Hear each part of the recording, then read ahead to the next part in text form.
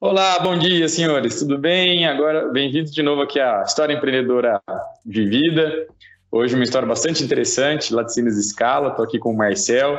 Marcel, muito obrigado pela ter aceito o nosso convite aí de participar. A gente sabe aí a correria, principalmente, né, nesse momento que a gente está passando de pandemia, a correria do dia a dia, e tirar um tempo, a gente sabe que não é fácil para a gente poder fazer esse bate-papo, mas pode ter certeza que você vai estar contribuindo bastante aí com o empreendedorismo do Brasil, os empreendedores, né? Só relembrando aí o motivo da História Empreendedora para os nossos espectadores aqui, a gente está trazendo histórias de empreendedorismo, né, de empresas que a gente tem relacionamento, que a gente conhece, justamente para motivar nesse momento, né? A gente tem visto aí uma onda de desmotivação de alguns empreendedores, e a gente sabe que tanto contar quanto ouvir histórias de empreendedorismo, histórias de sucesso e saber os desafios que passaram é um motivo, são motivadores para os empreendedores. Então, esse é o que a gente está se propondo aqui pelo INEPAD. Marcel, de novo, muito obrigado. Eu queria pedir que você se apresente, né, e rapidamente aí conte também um pouquinho da Scala, né, hoje, o que ela faz, produtos, né, como que vocês hoje estão posicionados, e na sequência um pouquinho da história da empresa, como é que ela começou lá, como é que foi todo esse processo. Muito obrigado, Marcelo. Obrigado, é um prazer estar com você aqui, Eduardo, e é isso. Meu nome é Marcel Scaloncerc, né, eu sou da empresa Queijos Scala, né, que também conhecido como Scaloncerc Limitada, a nossa razão social, e somos uma empresa focada e dedicada em queijos, né? A gente não tem no portfólio produtos como leites fluidos, como iogurtes, esses outros produtos. Laticínios. Somos uma empresa focada em queijos. Então a gente produz os queijos tradicionais, alguns queijos especiais e principalmente requeijão. Esse é o nosso portfólio principal. Nós somos a empresa familiar, né, que vamos fazer agora 60 anos, e fundada em 1963, para ser mais exato, e estamos localizados aqui no Triângulo Mineiro, na região de Sacramento, próximo à Serra da Canastra, um local em que o leite tem uma condição muito legal, muito boa, naturalmente, né, para se fazer queijos. Então, isso é o Scala, e a gente tem hoje em torno de 600 mil litros de leite, a gente trabalha dia, né, fazendo aí entre 2.500 e 3.000 toneladas mês, e o nosso principal foco é aqui, Triângulo Mineiro e Estado de São Paulo, mas atendemos praticamente todo o Brasil, né, principalmente região sudeste. Então é isso, essa é a nossa empresa, e a gente desde o início foi muito focado em qualidade. O nosso negócio ele é focado realmente em produzir produtos de qualidade, que a gente tenha uma confiança e a gente tenha produtos realmente que a gente possa entregar ao consumidor e dizer que a gente tem a segurança alimentar, mas muito mais do que isso, a gente tenha sabor, que a gente tenha todo esse lado de degustação, do pessoal que gosta mesmo de comer produtos de qualidade. Esse realmente é o nosso foco. Muito bem, Marcel. Acho que pelo menos aqui, a gente está aqui em Ribeirão Preto, aqui é muito conhecido, né? Aliás, eu sou um grande consumidor dos produtos ali, eu sou apaixonado por queijo e eu realmente gosto muito aí dos produtos de vocês. Marcel, conta um pouquinho da história, né? Como é que nasceu a empresa? Você falou aqui 60 anos, eu imagino que você é a segunda geração, então? É isso? Eu sou segunda geração. Conta um pouquinho desse início, então, como é que foi, né? Ali um pouco do histórico da empresa. Na verdade é o seguinte, meu pai ele era italiano, né? Ele migrou para o Brasil, veio com 6 anos de idade, e 1926, né? Então, que eles chegaram no Brasil tem tempo, né? E, bom, em algum momento da vida dele, um primo, né? Um primo da minha mãe, na verdade. Também, ele era filho de italianos, ele já era nascido no Brasil, mas também italiano. E eles se juntaram e formaram a empresa. Começaram uma pequena empresa.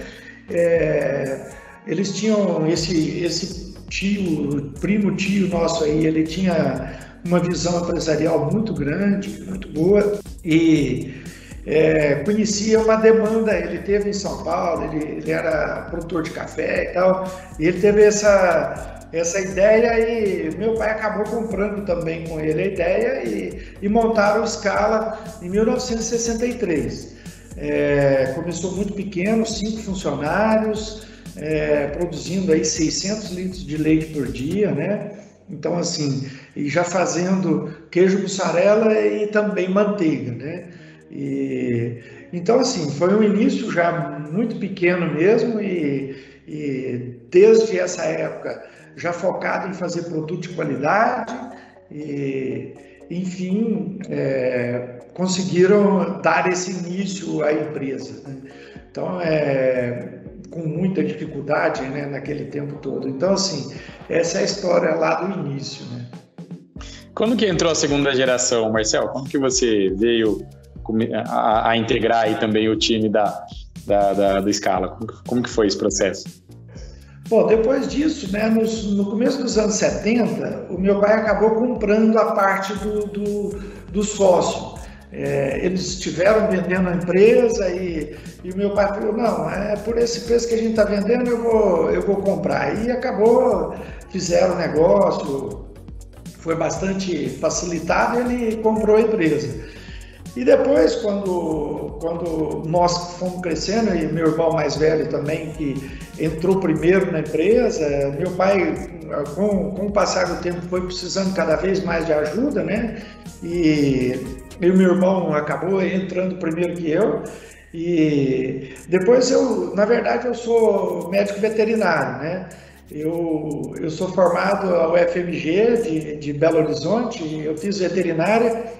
E inicialmente eu vim para trabalhar como veterinário e ser responsável técnico da empresa, né? Cuidar realmente da parte interna, da produção e tudo mais, e dando assistência veterinária aos produtores de leite. Então esse foi o meu começo. E depois, com o passar do tempo, naturalmente a gente foi auxiliando na administração, auxiliando até que em algum momento eu deixei totalmente de participar da área de veterinária e passei para a gestão, né? Então isso foi feito aos poucos e com atribuições aos poucos e acabou acontecendo assim, foi uma transição suave. Certo. E tem mais familiares? Seus irmãos estão na gestão também, Marcel? Como que tá hoje? Não, aí eu e meu irmão ficamos, né, muito tempo. Depois, hoje, o meu irmão já saiu, já se aposentou, ele hoje está no conselho de sócios. Eu sou hoje diretor executivo e eu tenho 2 sobrinhos na empresa, um na área de marketing e outro na área de produção de desenvolvimento de novos produtos. Então somos só esses 3 pessoas da família. A gestão está toda profissionalizada e a gente está continuando esse caminho de profissionalização da gestão e tudo mais. Então hoje a gente tem lá o conselho de família, o conselho de sócios e o conselho de administração deliberativo, inclusive com participantes externos. Ah, legal. Então já está bem desenvolvido essa área aí. Que legal, que bacana. E, Marcel, me conta uma coisa. Você está, pelo que eu entendi aqui, desde a década de 70, então, na empresa, né? É isso. Na verdade, eu comecei mesmo em 85. Tá. Desde a década de 80, vamos colocar lá. Então, você viveu bastante, com certeza, aí pegou várias fases da empresa. Imagino que você passou aí todas as dificuldades econômicas que o Brasil passou e que, claro, impactaram as empresas, né? Teve lá o Plano Collor, que o pessoal cita muito, essas dificuldades, inflação, né? Aquelas inflações absurdas e tal. Olhando para esse histórico todo, Marcel, o que você lembra aí, né, de cabeça, ou se realmente a pandemia, né, foi talvez o o pior, mas qual você sente que foi o maior desafio da empresa, né? Qual foi o momento que você falou assim, nossa, essa aqui foi sufocante, assim, né? Foi aquele momento onde a gente realmente teve que ter uma resiliência bem grande aí de empreendedor para poder sair dela, né? Conta um pouquinho dessas dificuldades que vocês passaram, né? Da pior, talvez, aí, que você lembra. Eu vejo assim, óbvio, né? Como eu já estou há praticamente 35 anos na empresa, isso trabalhando 100% do tempo, né? Porque desde criança eu estou aqui, né? Mas enfim, a gente teve muitos desafios durante todo esse tempo, né? Inflação, né? Se todo mundo lembra aí, se eu não me engano, né? O último mês do Sarney, se eu não me engano, foi 84% ou 86% da inflação no mês, né? Isso era um desafio de planejamento tremendo. Preços de todo dia, era uma loucura. E a gente teve época que veio concorrente aqui para dentro da nossa cidade, a gente teve vários outros momentos de dificuldade. A pandemia, todo mundo cita, né? Eu até digo que a pandemia foi o desafio mais duradouro, né? Porque a gente começou e não sabe quando vai acabar ainda. Mas, para mim, na verdade, o pior de todos foi o Plano Collor, né? O Plano Collor deu uma travada total na economia, só que tirou o dinheiro da gente, né? Então, assim, teve que recomeçar do zero, devendo todo mundo, as pessoas não entendiam que a dívida passada poderia ser paga no dinheiro passado, que não poderia ser mais utilizado. Então, assim, foi um desafio total e que não tinha parâmetros para a gente olhar para trás e entender o que estava acontecendo, era simplesmente enfrentar no dia a dia. Eu digo que na época ali, aquela foi um divisor de águas, e ali as empresas deixaram de ser crianças para ser adultos, né? Quem deu conta de passar por aquilo ali realmente foi um desafio sem fim. A gente teve que começar a empresa de novo do zero, sem dinheiro, mas já movimentando, com muito movimento, né? Então, aquele sim foi o maior desafio, foi aquele que você passa um mês sem dormir, aquele negócio louco e total. Mas eu acho que foi também de um aprendizado extremo, foi de uma força para entender como que funciona o mercado, como que funciona o nosso mercado. Então, para mim, foi assim... um aprendizado tremendo. Você tem que ir negociar com os seus clientes, você tem que ir negociar com os seus fornecedores, refazer tudo, começar tudo do zero de novo e entender, te pago quando puder, nesse dinheiro antigo eu tenho. Então, assim, esse, na verdade, foi um desafio, e ali muitas empresas ficaram, né? Muitas empresas acabaram acabaram por pedir concordata, por fechar e tal. Na época era concordata, né? E, enfim, esse foi um desafio tremendo, e eu acho que quem quer conhecer a administração, quem quer conhecer a gestão de negócio no Brasil, precisa dar uma estudada de como as empresas fizeram naquela época. Certo. E veio uma novidade à frente tremenda, que por um momento, por alguns meses à frente, ficamos com a inflação baixa, inflação altíssima, e de repente inflação muito baixa, e num primeiro momento chegou a ficar negativa. Então, assim, foi uma loucura. Eu acho que quem quer aprender um pouco tem que dar uma estudada naquele período lá. Quer aprender de Brasil, né? Saber que a gente não precisa de desastres naturais para atrapalhar a gente, né? A gente tem os políticos aí para ajudar. Muito bem. Esse realmente, Marcelo, das entrevistas que a gente tem tido, o período do Collor é o mais citado, disparadamente, assim, né? O Plano Collor, porque o pessoal fala que realmente foi uma coisa muito de outro mundo, assim, ninguém sabia o que acontecia, todo mundo perdido, né? Ficou todo mundo bem sem saber, e o problema é que você não tinha nem para quem recorrer, porque o seu fornecedor e seu cliente estavam com o mesmo problema que você, né? Então você não tinha muito ali como destravar isso, que coisa, né? Ô Marcel, e teve nesse período ou outros aí, algum momento que vocês chegaram a pensar em desistir da empresa? Falar assim, não, agora aqui não dá, vamos desistir, vamos fechar, vamos vender, alguma coisa assim, ou não? A resiliência e o espírito empreendedor falaram mais alto nesses momentos? Não, eu posso dizer que eu não lembro nunca de ter momento aqui, eu particularmente, nem a família e nem aqui nosso grupo de pessoas, de pensar em desistir, parar, nada disso, nunca teve. Eu acho que aqui a gente tem uma ideia, um propósito muito grande de crescer a empresa, mas de contribuir com as partes interessadas como um todo, né? Isso a gente já tem lá na empresa. Quando hoje se fala ESG, quando hoje se fala de propósito, tudo isso, né? Isso já é coisa que já existia intrínseco aqui na empresa desde lá do início, né? Uma empresa com administração bastante humanística, e essa vontade de contribuir para o desenvolvimento do nosso setor, do país e principalmente aqui da nossa região, sempre trazendo tecnologia, e sempre incentivando demais as pessoas a estudar, a melhorar, a crescer, né? Essa é uma constante aqui desde o início, né? Então, assim, a gente tem sempre um dos nossos pilares aqui, quando a gente fala de cultura, né? Paixão pelo crescimento, né? Então, assim, esse lado dessa paixão pela empresa, essa paixão de melhorar, de crescer, sempre esteve muito forte aqui com a gente, sempre esteve muito forte com o nosso grupo de colaboradores como um todo, né?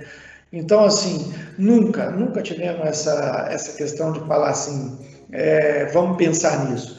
É óbvio, não é hipocrisia, é óbvio que você levanta um dia ou outro assim, muito bravo com alguma coisa, com um político, com políticas que acontecem no Brasil, mas assim, falar assim, teve aquele momento que a gente parou e falou, vamos desistir, não.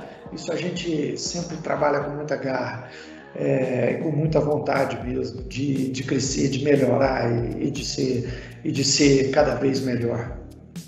Muito bom, essa resiliência ela é extremamente importante. E aproveitando o gancho, então, o Marcel, como a gente já até tinha te apresentado no início, a gente tem esse compromisso aí de manter um tempo de aproximadamente aí 20 minutos nossas entrevistas, né, para os nossos espectadores. Tem uma série de assuntos aqui que eu gostaria de desenvolver ainda mais, mas a gente quer manter esse compromisso. Eu vou encaminhar, então, para o encerramento aqui da entrevista. Eu queria pedir, então, ô Marcel, se você puder deixar uma mensagem aí de positivismo, já falou bastante mensagens nesse sentido, né? Mas uma mensagem final aí de positivismo para os colegas empreendedores, empresários que vão estar lhe assistindo, né?